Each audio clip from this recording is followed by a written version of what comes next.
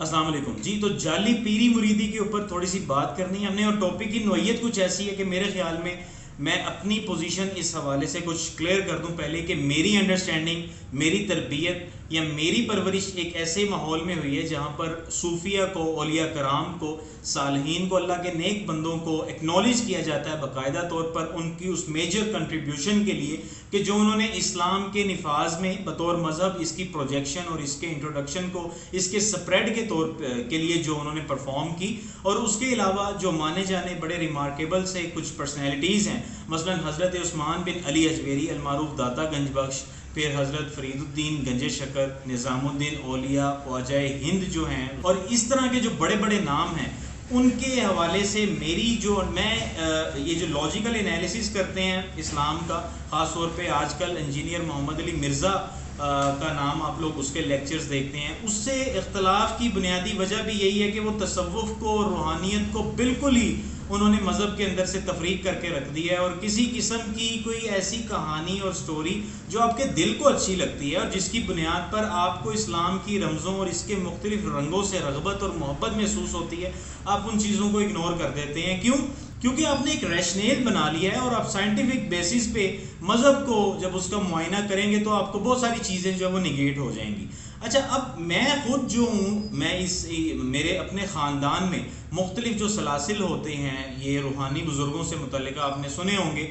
ان میں تقریباً ہر سلسلے سے منسلک پیروں کو، فقیروں کو، اولیاء کرام کو ماننے والے لوگ موجود ہیں. اور یہ جو اکثر ایسی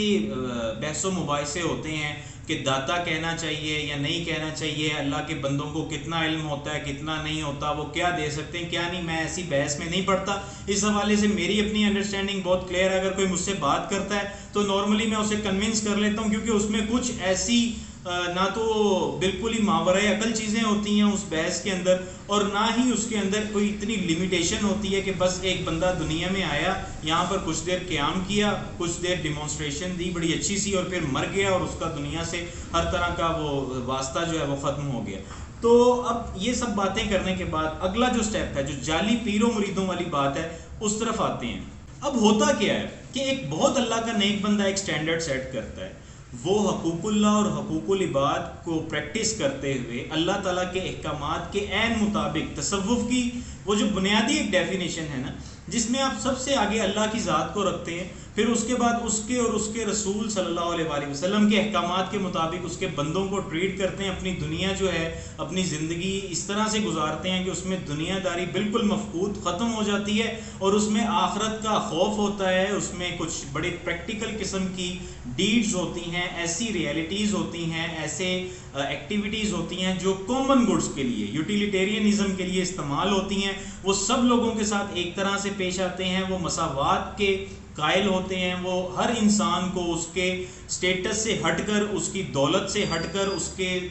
جو سوشل اس کا قد ہے اس سے ہٹ کر ٹریٹ کرتے ہیں. برے لوگوں کو اچھائی کا رستہ دکھاتے ہیں، اچھے لوگوں کو ایکنالج کرتے ہیں. وہ کام یہ لوگ کرتے ہیں. ٹھیک ہے، اس کے بعد کیا ہوتا ہے؟ اس کے بعد آ جاتی ہے جعلی پیری فقیری اور گدی نشینی، جس نے اس کانسیپٹ کو تہ و تیگ کر کے رکھ دیا، جس نے اولیاء کرام کو، صالحین کو اتنا زیادہ بدنام کر دیا ان جعلی پیروں فقیروں نے کہ ان کی وجہ سے ایسے اللہ کے نیک بندوں پر بھی انگلیاں اٹھائی جاتی ہیں کہ نہیں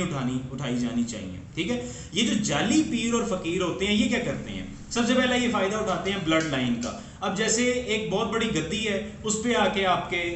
شاہ محمود قریشی صاحب بیٹھ جاتے ہیں، پیور دنیا دار آدمی ہے، سیاست دان ہے، اور انہوں نے اس گدی کو سنبھالا ہوا ہے. اسی طرح ایسے بے شمار آپ کو لوگ نظر آئیں گے، اور میں بہت معذرت کے ساتھ اور ود آل ڈیو رسپیکٹ میں یہ کہنا چاہوں گا کہ جتنے بڑے بڑے یہ جیسے سلطان باہو ہیں، حضرت سلطان باہو، ان لوگوں نے فلسفہ حیات کو کہیں پر شاعری، کہیں پر تصوف، کہیں پر پریکٹیکل ڈیمونسٹریشن کے ذریعے اتنا واضح طور پر لوگوں کے سامنے رکھا، اپنی زندگی کو بھی شریعت کے ایسے تابع کیا کہ لوگ جو ان کے زمانے کے تھے ان سے امپریس ہوئے، اور انہوں نے پھر اسلام کا نام لیا، وہ اسلام کی رمزوں سے آشنا ہوئے، انہیں پتہ لگا کہ اللہ اور اس کے رسول کی تعلیمات کیا ہیں. اس کے برعکس آگے چل کر وراثتی انتقال ہوئے، جیسے جائیدادیں ٹرانسفر ہوتی ہیں اس طرح سے یہ گدیاں ٹرانسفر ہو گئیں، اور پھر آج جو لوگ وہاں پر بیٹھے ہوئے ہیں ان کے ٹھاٹ باٹ، ان کے رکھ رکھاؤ، ان کے رہن سہن کو آپ دیکھیں گے تو تصوف کا جو پہلا زینہ ہے نا، وہ بھی آپ کو نظر نہیں آئے گا وہاں پر. ٹھیک ہے، اب یہ لوگ کیا کرتے ہیں، سب سے پہلے تو عاملین کچھ اس میں آ جاتے ہیں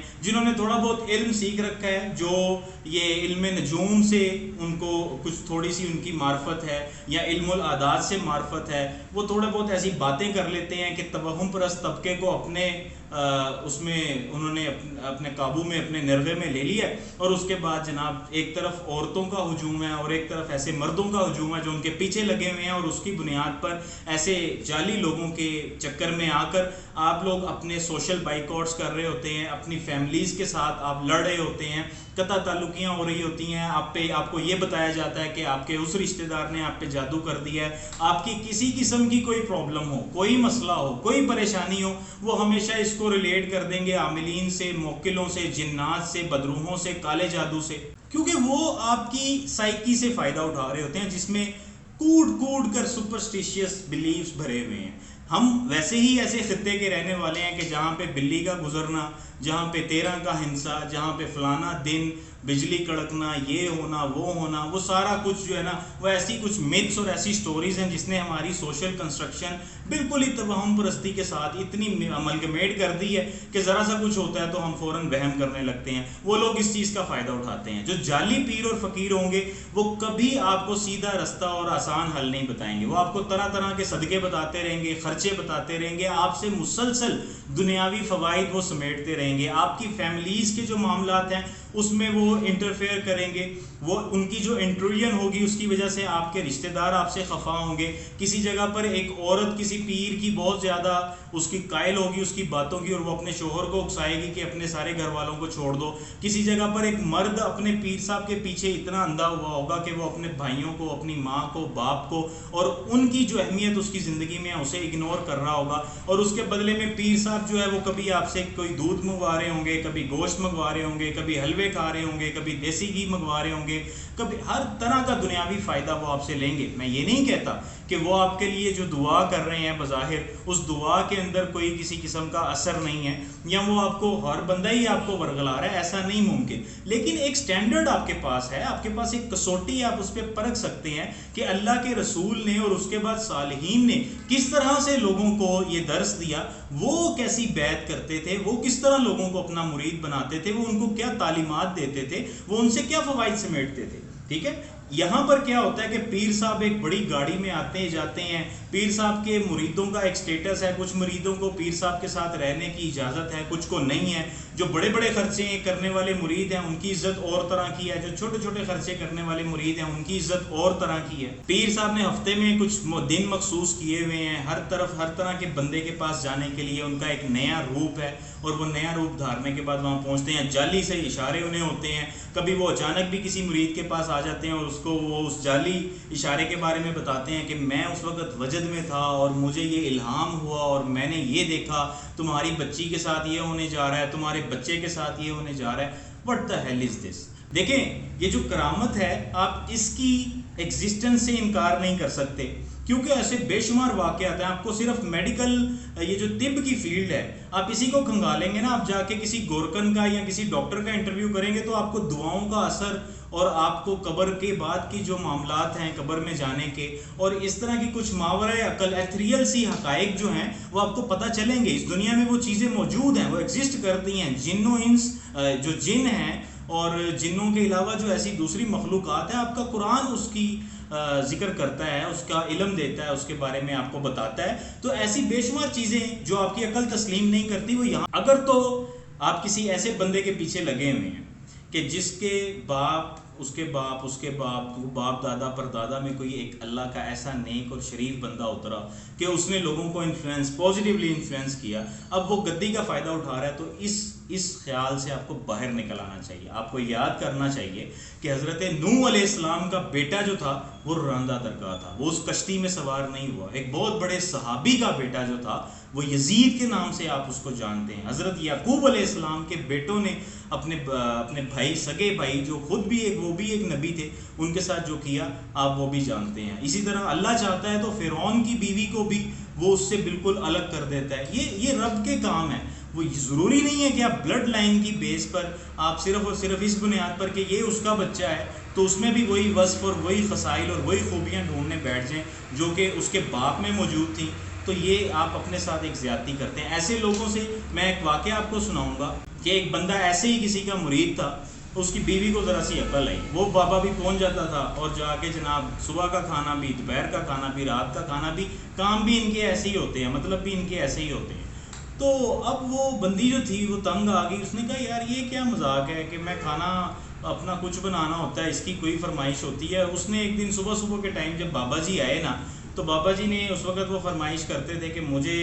چاولوں کو دودھ کے اندر چینی ڈال کر، چاول ڈال کر لا کر دو. تو اس نے کیا کیا کہ اس نے دودھ میں تھوڑا سا دودھ ڈالا، اس میں چاول ڈالے، بلائی اور چاول ڈالنے کے نیچے ان کو چاولوں اور بلائی کے نیچے اس نے تھوڑی سی چینی ڈال دی، شکر ڈال دی، اور ایسے ہی لا کے بابا جی کے آگے رکھ دی. اب بابا جی جو تھے وہ اس عورت کو آبزرو کر رہے تھے کہ یہ میرے انفلوئنس میں اس طرح سے نہیں آ رہی جیسے اس کے بندے کو میں نے گھیرا ہوا ہے. تو جب انہوں نے یہ چیز دیکھی تو انہوں نے اس کے شوہر کو لائن حاضر کر لیا اور اسے کہا کہ دیکھو بھائی یہ تمہاری بیوی میرے ساتھ کیا کر رہی ہے، چاولوں کو اور دودھ بلائی ڈال کے اس نے مجھے لا دیا، میں نے اسے شکر کا بھی بولا تھا. وہ عورت آئی اور اس نے آرام سے بابا جی کو کہا کہ بابا جی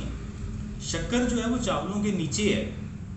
تو بابا جی نے جب چاول ہٹائے تو نیچے سے شکر نکل آئی. تو اس عورت نے اپنے شوہر کو اور بابا جی کو مخاطب کر کے کہا کہ بابا جی آپ کو چاولوں کے نیچے پڑی ہوئی شکر تو نظر نہیں آتی، لیکن کوسوں دور ہم پہ جب کوئی کالا علم کرتا ہے یا ہمارے ساتھ کوئی ایسا کام ہوتا ہے اور آپ گھر بیٹھے بیٹھے آنکھیں بند کیے وہ سب کچھ دیکھ لیتے ہیں، یہ کیسے ممکن ہے؟ تو اس کے شوہر کی عقل میں بھی یہ بات آئی. تو یہ آپ نے یہاں پر قطعی طور پہ ایسا کوئی مطلب نہیں ہے کہ کوئی اگر بندہ اس چیز کا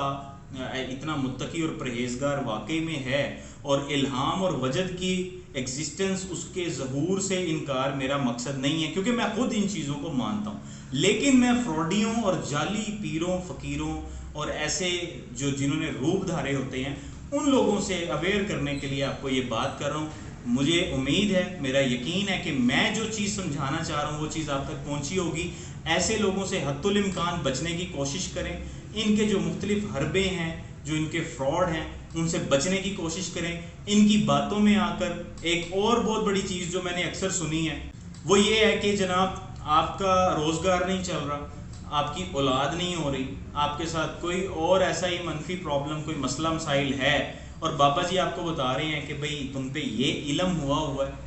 تمہارے ساتھ یہ ہو سکتا ہے، فلانا بندہ جو ہے وہ تمہیں یہ کرنا. اچھا فلانا بندہ بھی جو ہے نا نام نہیں بتائیں گے، آپ کو مغالطے میں رکھیں گے، آپ کو عجیب سے تذبذب میں کنفلکٹ ایک کریٹ کر دیں گے، آپ متجسس رہیں گے ہر ٹائم، آپ کو سمجھ نہیں آئے گی کہ کس کی بات کی ہے. میں نام نہیں لوں گا. کیوں نام نہیں لوں گا؟ کیونکہ تم مجھ سے لڑ پڑو گے. ہاں اس کا بہتر حل یہ ہے کہ تم بکرا صدقہ کرو، اس کا بہتر حل یہ ہے کہ تم مٹھائی دے دو، اس کا بہتر، اچھا پھر چیزیں ایسی 4-5 بتا دیں گے جو بندہ خود نہیں لا سکتا، تو وہ پھر اس کا رزلٹ یہ نکلے گا کہ پیسے بابا جی کی ہتھیلی پہ دھر دو اور بابا جی خود ہی کھا پی کے ڈکار مار کے آپ کا صدقہ اتار دیں گے. تو ان لوگوں سے بچنے کی پوری کوشش کریں، اپنے بچوں کو، اپنی فیملیز کو بھی بچائیں. ایسے فراڈیوں کے پیچھے لگ کے کبھی اپنے ماں باپ کا، بہن بھائیوں کا، اپنے دوستوں کا، عزیز و اقارب کے ساتھ کوئی بائیک آؤٹ نہ کریں. کسی بندے کو کوئی ایسا انٹرسٹ نہیں ہے موجودہ دور میں کہ وہ آپ کی زندگی کو تباہ کرنے کے لیے، کچھ ایسے سائیکوپاتھ ہوں گے بھی جو بکرے کی رانے اور سر اور دھڑ کاٹ کر اور مردے جا کے نکال کر اور پتہ نہیں کیا کیا عجیب و غریب سے جو بھی عامل کرتے ہیں، جو